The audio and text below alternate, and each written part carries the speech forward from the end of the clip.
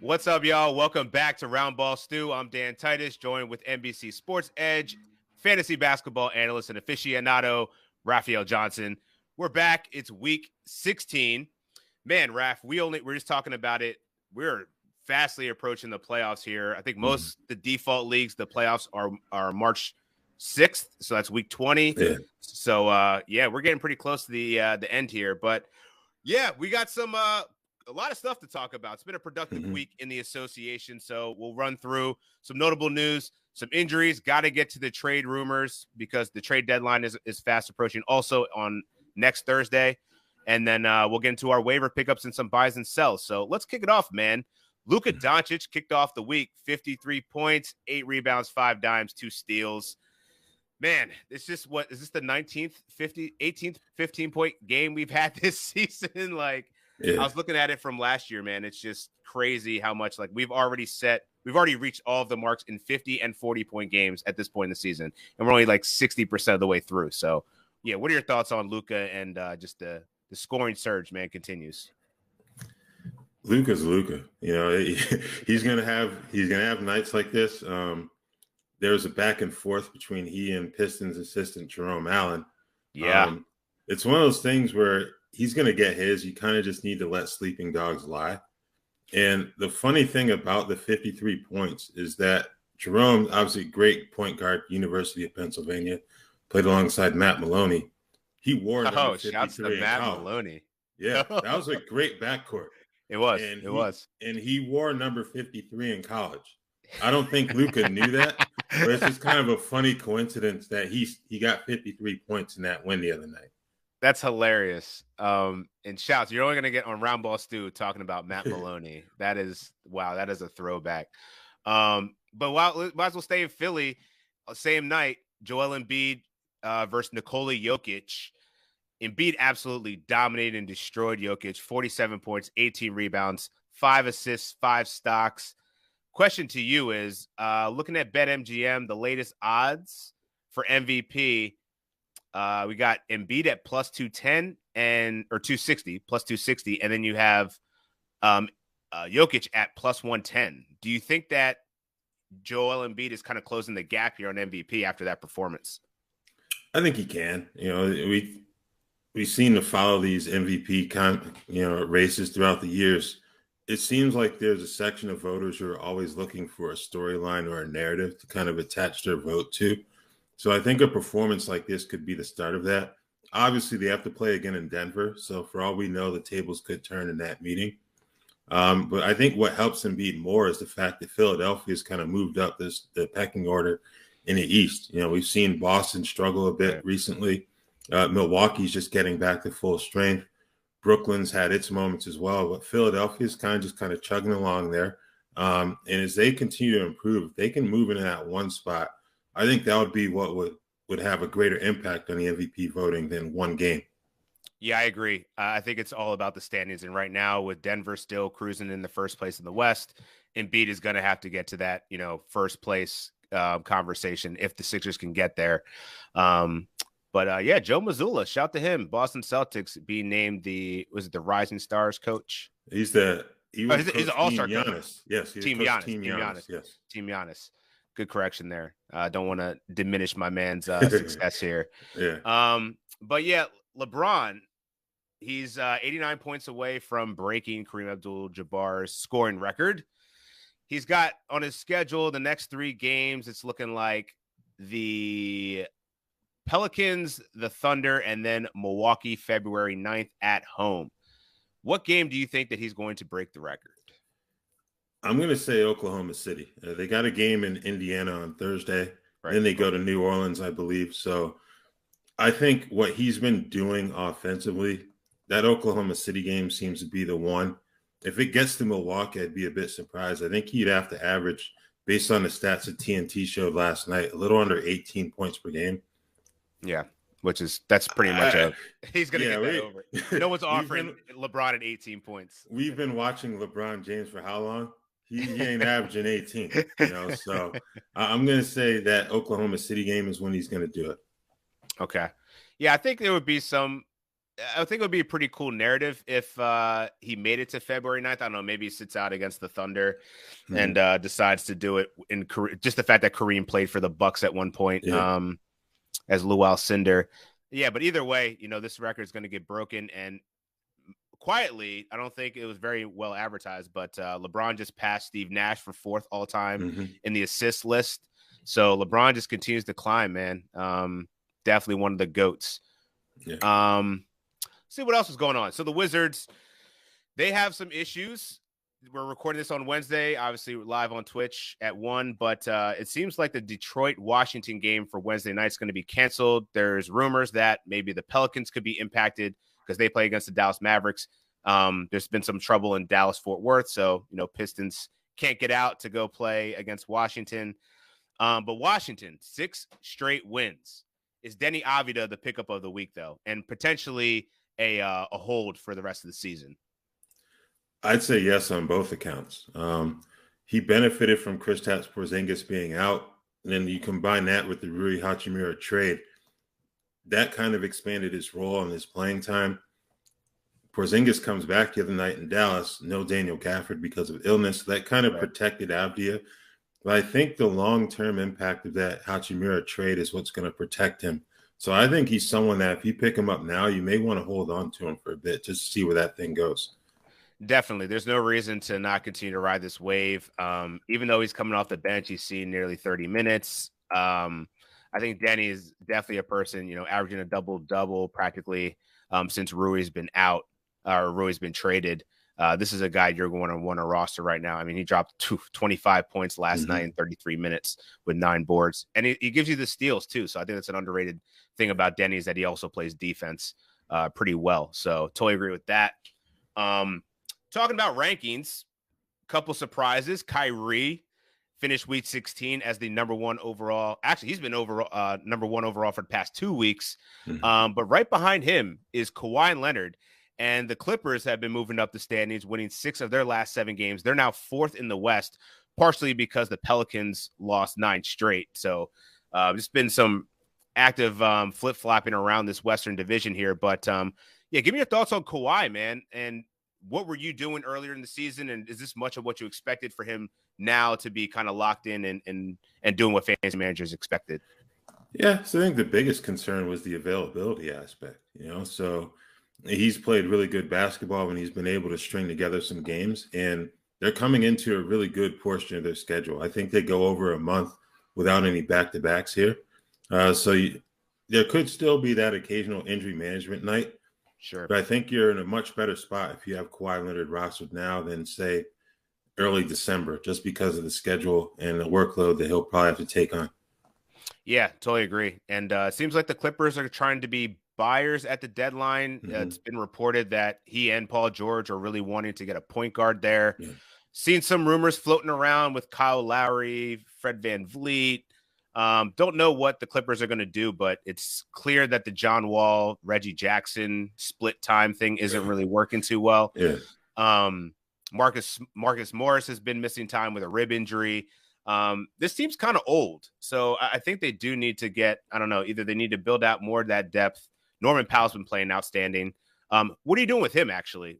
Is that a guy that you're going to hold on? Do you think he can continue to keep up this hot scoring and shooting? Yeah, I think he's a hold. It took a little while for him to get used to kind of the role that they wanted him to play, just because it fluctuated so much because of the other injuries and whatnot. So yeah, I think he's a bit secure in his role right now, and that's really good for his value to the Clippers and also fantasy managers. For sure. So let's talk about some injury stuff because I think there's some significant players that are coming back or are back. The first one, TJ. The first one, Tyrese Halliburton of the Indiana Pacers. He's hopeful to return on Thursday. Does this spell the doom of TJ McConnell? Are you dropping him? I'm not dropping him right away, but I think it's going to be about that time pretty soon. Because eventually Halliburton's going to be in a spot where he's back to taking on his usual workload. So that's when I think you would do it. But I think I would expect him to be on a bit of a minutes restriction to start back up. And TJ's been so good in terms of what he's given them, the improved scoring. You're going to get the assist and the defense from him, but the scoring and the percentages have been really good for him. So I'm not going to drop him right away, But we're getting to that point. And I would like to quickly add, if we go by the true definition of the word valuable, Tyrese Halliburton should probably be in the running for MVP, if we're being honest.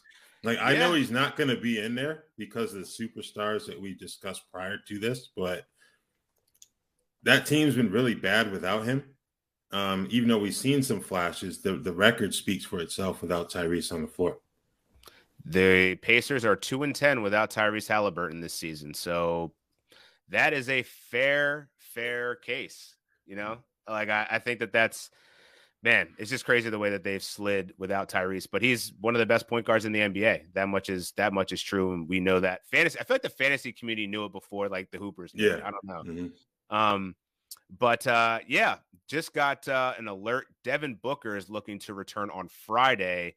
This is great news for the Suns. They need him back in the worst way. Think this probably hurts Cam Johnson a little bit. He's been he's been scoring a lot more lately. But is there anyone else impacted that you think? I think this is probably going to be better for the Suns as a whole. Yeah, I think Cam Johnson's the biggest one. I don't see Mikal Bridges turning back. He's been really aggressive offensively, and they can't afford for him to turn back. So I think he's going to be fine. And Cam Johnson, offensively, this may turn him to even more of a catch and shoot guy than he was without Booker. So I think he's the one who's going to be hurt the most. Obviously, Torrey Craig, not really a high rostered guy, but I think he ends up being in that bench role, which really limits what little value he was giving you to begin with. Yep, agree with that.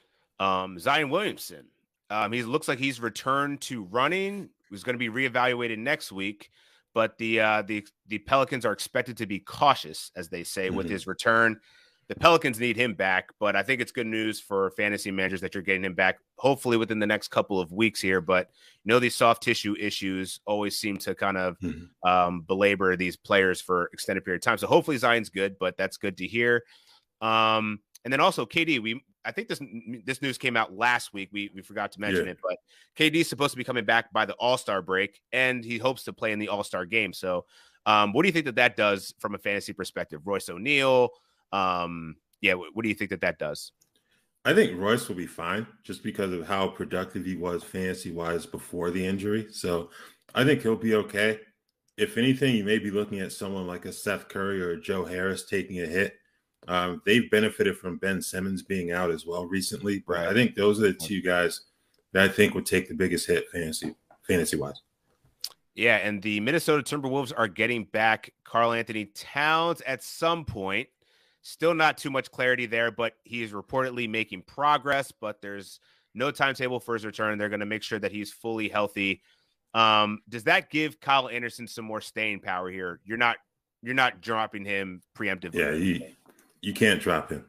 Just the importance that he's played in that starting lineup for one. And then when he gets that split to play a bit with the second unit, for his playmaking ability. So yeah, there's no way you can drop Kyle Anderson right now. And I'd probably even hold him even after Cat is back. Yeah, it's going to be interesting to see what that front court looks like when everybody's seemingly healthy here. But yeah, man, Kyle Anderson, just the playmaking ability, the versatility, even though he doesn't score that much sometimes, man, he just fills up the box score. So he's just an extremely invaluable player. Also, Jaden McDaniels has been playing very well too. So hopefully he doesn't take too much of a hit when Cat returns. But what are you thinking about Cat? Is this someone that you would even risk trading for? Like, what's your confidence level that he's going to return before the fantasy playoffs or actually make an impact in the fantasy playoffs?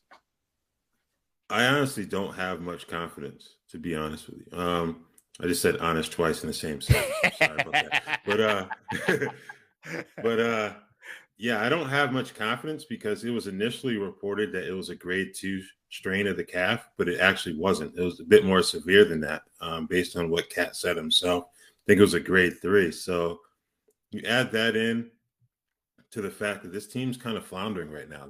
They're in the mix for a play-in spot, but how long is that going to last? I don't know.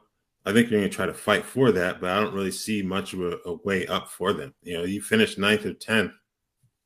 I guess that's good, but I don't really see that team making a run with a healthy Karl-Anthony Towns just because of how awkward that fit was between he and Gobert. Yeah, I mean, they're one game over 500 right now, and Yeah, I mean, you can't deny it. They're definitely underwhelming here, but the West is so tight that you go on a 5-game win streak at some point, and it makes a huge difference in the standings. So, yeah, they're kind of just floating by here. So I'm curious to see what they do at the deadline, if anything.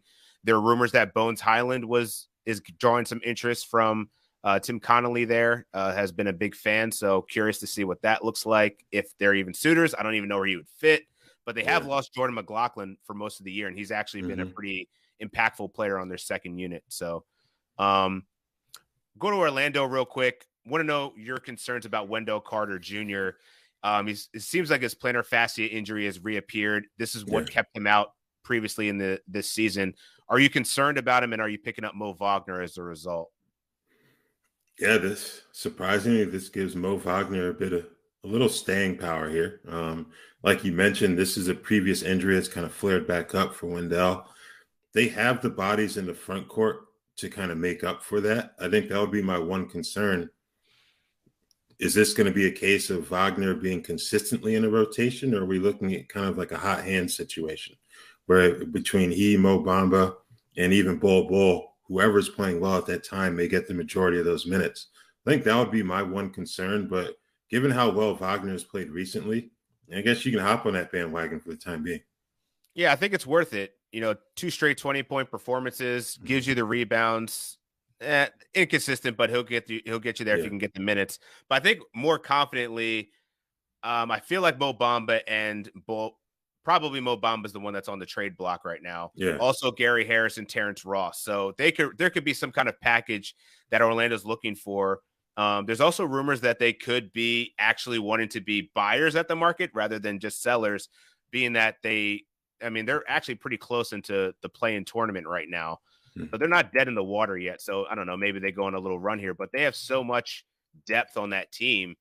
They definitely have some assets that they can play around with to try to bolster their team if they want to. But yeah, I think Mo Wagner's probably the safest, just because those other, at least Mo Bamba's on the block, and Bull just seems to have fallen out of the rotation, just getting less minutes. So it seems like Jamal Mosley is definitely looking more for Mo Wagner right now.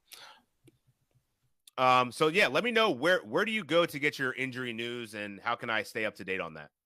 Oh, I go to the RotoWorld app. You can select your favorite players that you have rostered on your fantasy teams, get updates direct to your phone as soon as the news drops, and the app is available in your preferred app store today. All right, and next things up, man, let's talk about some trades. I just touched on it a little bit. Bones Hyland, reportedly from Mark Stein, NBA insider, has said that between lack of playing time and maybe some miscommunications with the coaching staff, Bones Hyland is open to be traded, and the Denver Nuggets are definitely fielding offers. Doesn't sound like anything substantial has really came out yet.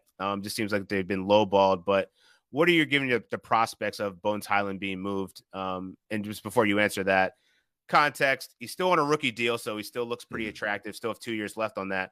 But Bruce Brown has already declined his player option.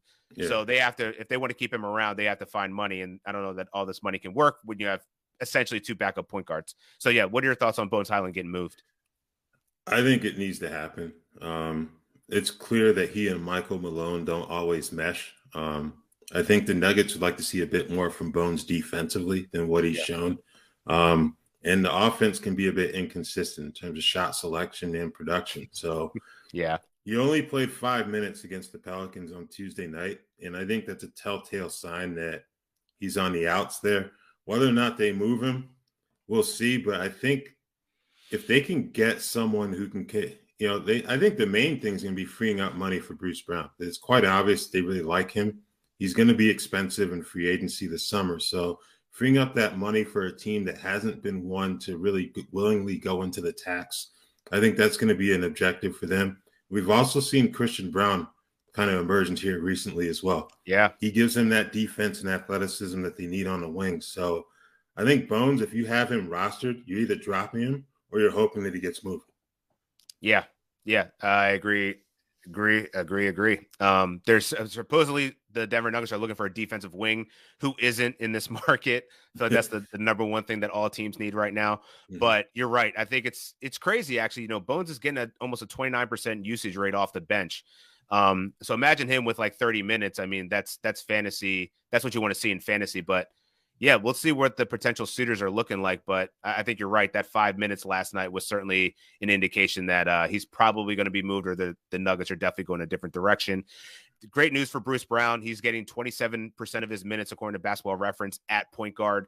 So if he can play more those backup point guard minutes, I think you should see a little bit more of an assist spike from him too, and getting more minutes. So Mason Plumlee, one of the fantasy surprises of the year, just been absolutely on a tear, top 70 over the last month, double-doubles, assists, pretty much doing everything you want from a center. The Charlotte Hornets are in a situation where they have several veterans that are up for contract extensions. Sounds like they want to prioritize PJ Washington and Jalen McDaniels over Mason Plumlee, who's 33 years old. And then also Kelly Oubre. Both of those guys are on the block. Yeah. What are you doing with Mason Plumlee? Do you think there's a chance that he stays here? I don't see why they wouldn't trade him, because he's going to be an unrestricted free agent. Why not get at least some second-round picks for him? But right now they're asking for a first-round pick for Mason Plumlee, which is a bit rich. But yeah, what are you doing with Mason Plumlee for fantasy perspective? I think even if he stays, he's in a tough spot fantasy-wise, just because Williams, you have Nick Richards, two young bigs that I think Charlotte's going to want to get a longer look at, or at least they should, just because that team's not going to be anywhere near the play-in tournament. So get all the time that you can get evaluating those young guys. I think that's going to be the priority for them. I don't know about getting a first-round pick for Mason Plumlee, but he's played well. He's improved his free throw shooting, which I think is translated to his overall increase in confidence offensively. So if you're a playoff team, you can get him as a backup center. That would be a really good pull for you. Like you mentioned, though, that asking price is a bit much. Yeah, I think Dallas is a really intriguing fit there. Yeah. Depending on how long Christian Wood's going to be out. I mean, I think he definitely gives you more than Dwight Powell and I'd argue Maxi Kleber too. And JaVale McGee. I mean, I don't know. He barely even gets any minutes right now. So yeah, I think that I'm interested to see what his asking price eventually is. Kelly Oubre is always going to be a name I feel like is going to be on the trade block, similar to like John Collins.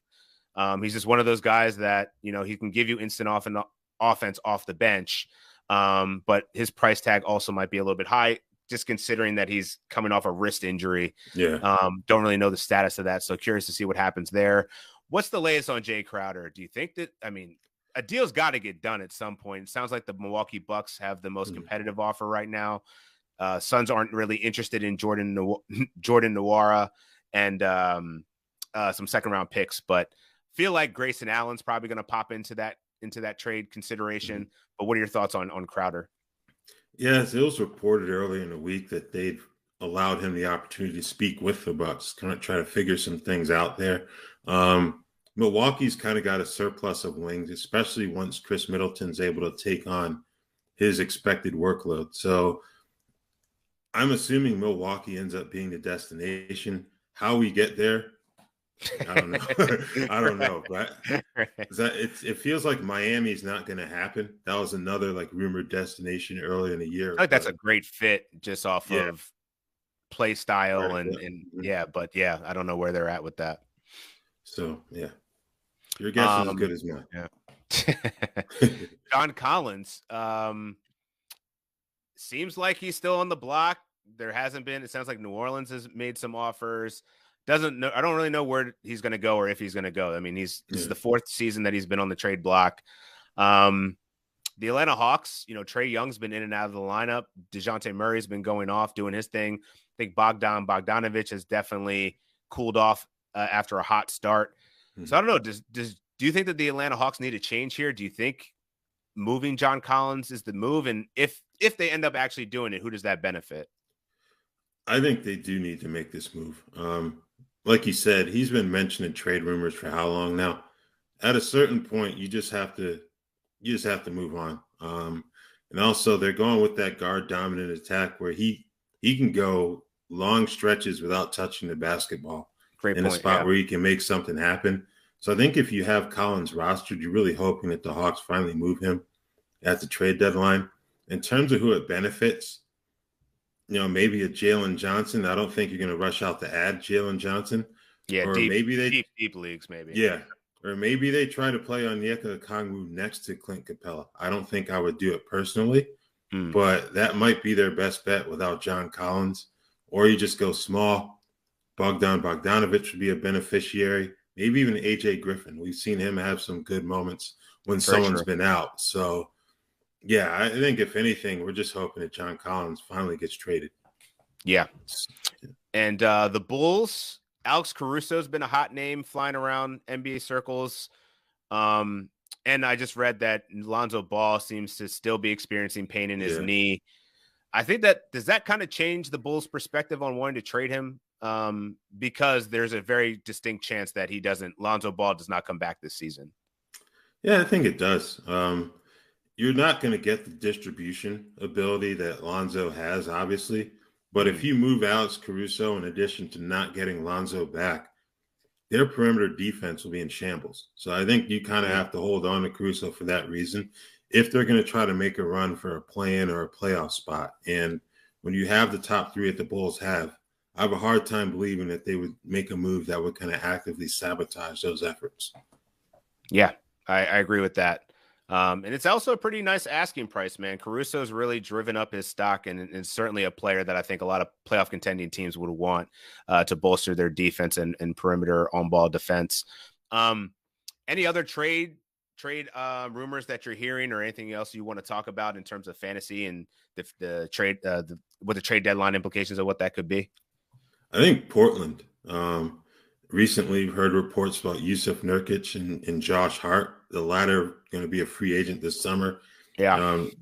Being possible trade guys. I think Drew Eubanks is someone that you should probably keep an eye on. I think he's in a similar spot to Zach Collins down in San Antonio, where you're playing a bit more, still coming off the bench, but they can get you some good value in terms of rebounds and maybe some defensive numbers in limited minutes. So I don't know if I'd rush out to add Drew Eubanks right now, but I think he's someone to keep tabs on over the next week. Yeah, the block specialist, Drew Eubanks. I think he's registered a block in like 10 straight games, averaging 2 blocks over that span. And yeah, I think Nurkic, between his injuries and the trade rumors, certainly someone that I would definitely have on my watch list. Can add in deeper leagues if you need some blocks. But Josh Hart, I think, is a bit interesting because, like, I think, early on in the season, fantasy perspective, he's one of the best rebounding guards in the league. So he gives you some sneaky rebounds and also some assists. Doesn't always have those really good scoring games, but he can shoot the three and is competent from the free throw line. So the efficiency is there.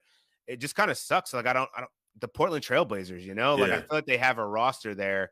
But now Jeremy Grant also is due for a contract. He declined his first offer. So at this point, does Portland, if they don't string together some wins here, do they look to sell Jeremy Grant because they don't want to pay him?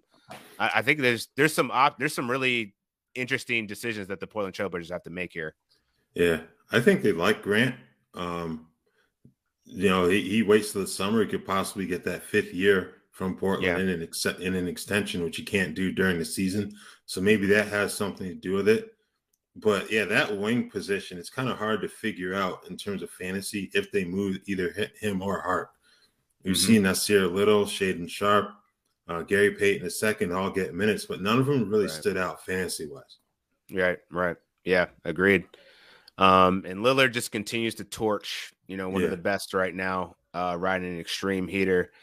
All right, let's get into some of the Week 16 schedule, man. Tons of teams have 3 games left. I didn't even count it. But it's a lot. Let me see. 1, 2, 3, 4. So about 17 teams have 3 games left. In shallow leagues, I wrote about an article in my top waiver pickups this week. So, if you're in an 8-10 team league, I think Jeremy Sohan is definitely a guy that you'll want to pick up. Pat Williams has been surging right now too. I think he's still under 50%, so I would give him a look. Victor Oladipo, Kyle Lowry, I've talked about, I think, 3 times this week, but Kyle Lowry is just gross right now. He's definitely borderline droppable in 12-team leagues. 8 points, 4 rebounds, 4 assists over his last over the course of January. Just really on a downturn. And I think that his demise is only the benefit to Victor Oladipo, who's racking up a considerable amount of assists here. And then also Deni Avdija that we already talked about. And then I would add, who else? Dennis Schroeder. Yeah. Lakers play 3 games. It's not sexy or anything like that, but I mean, he's going to continue to get those point guard minutes and could do some threes, points, and rebounds. Yeah, I think I would have added Alec Burks into that discussion as well. Yeah. But as we mentioned earlier in the show, we lost that Pistons Wizards game. Yeah. So that's a tough spot. Like, while I'm willing to go all in on Deni Avdija in that spot, not so much with Alec Burks with only 2 games remaining this week instead of 3. So I think that's a tough one. So we can blame Mother Nature for that. Yeah, that's definitely unfortunate. And yeah, you mentioned when we were talking about Mason Plumlee, I think one of the people that I would definitely be looking to stash is Mark Williams. Yeah. He's definitely under 20% right now, so you can get ahead of that. And you already mentioned Zach Collins is another guy, playing that Jakob Poeltl in the event that he gets traded. There's been rumors of him going to Boston. Definitely pick up Zach Collins. Like, I don't think he's going to be a breakout star, but certainly someone that should be rostered in 12-team formats. And we also mentioned Mo Wagner earlier today. I think he's going to be getting some more minutes if Wendell Carter Jr. is going to be missing any time. One more mention to Alec Burks. Do you find it interesting that Dwayne Casey started to shake up the rotation and starting Alec Burks over Killian Hayes? And is that something that worries you for Killian Hayes? It doesn't worry me too much that he's still going to play plenty, I believe. But it's just kind of weird where you have a team that's going nowhere to remove like a guy on a rookie contract from the starting lineup. It just seems kind of strange to me to do that. But the thing is, Burks has been playing well. So maybe this is a situation where you kind of have him in the proverbial shop window ahead of the trade deadline. So we'll see what happens there. But yeah. That's more so my read on it too. It's like, hey, let's showcase our vets, see if we can sneak in some additional second-round picks to continue to build around Cade, Jaden Ivey, Jalen Duren, etc. And then I don't know. We'll see about Bogdanović, but he's also a guy that has been targeted by many teams, but also carries that first-round asking price plus some. And for the way he's played, I get it. All right, so let's go into some buy, sell, hold, man. Just mentioned him, Jakob Poeltl. What are you doing with Jakob Poeltl? Buying, selling, holding? What do you think is how his situation pans out? I'm selling. To be clear, this obviously isn't a case where we're going to drop him. Like, that would be foolish. But they're running like a virtual timeshare down there in San Antonio between he and Zach Collins.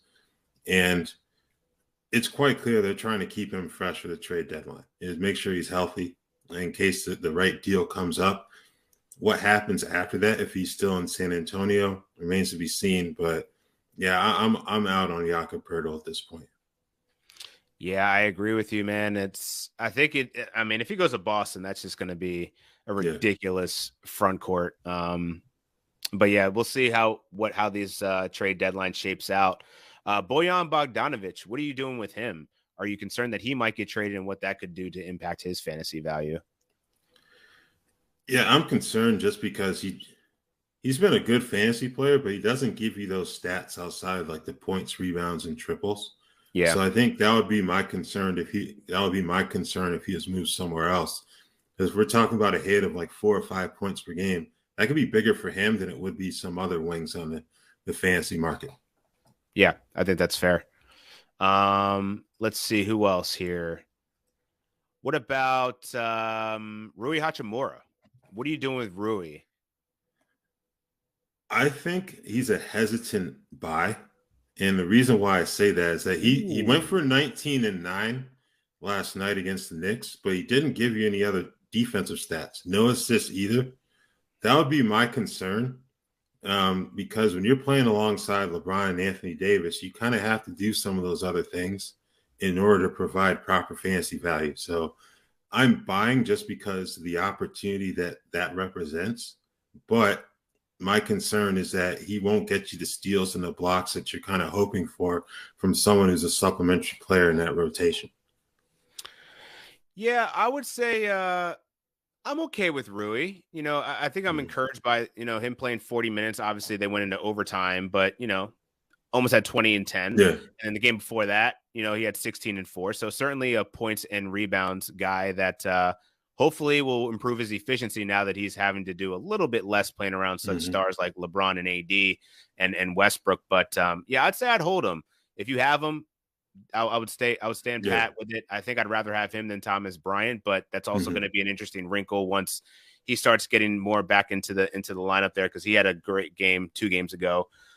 So yeah, I'm curious to see how this front line kind of shakes out. But I think the Lakers actually, he's playing confident. I like what I saw out there, the cuts that he was making and the communication with LeBron. Couple of really nice assists there. So to Rui. So yeah, I think he's going to have some staying power here. Anybody else that you have any buy sells? Not off the top of my head. I think Jeremy Sohan, we mentioned him earlier. I think he's a clear buy at this point. He had a career high 30 the other night. So he's someone that I'm not going to say he's going to win someone their fantasy league just by having him on the roster, but I think he's one of those young difference makers where we get into that silly season.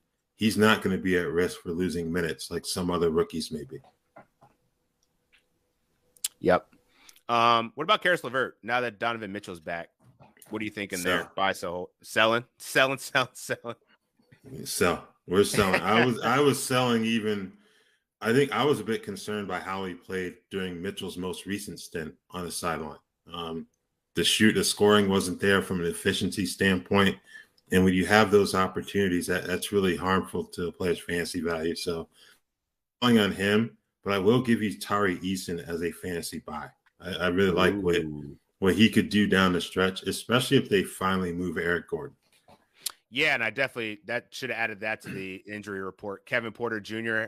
doesn't have no update on him. So no update on Kevin Porter Jr. means KJ Martin continues to be fantasy viable for points and rebounds, but more so Tari Eason, who we talked about last week, per 36 monster, pretty much a prototypical fantasy player, does everything you want to do except for assists. So yeah, totally agree with that. Probably the most premium buy and stash you can probably have in fantasy right now.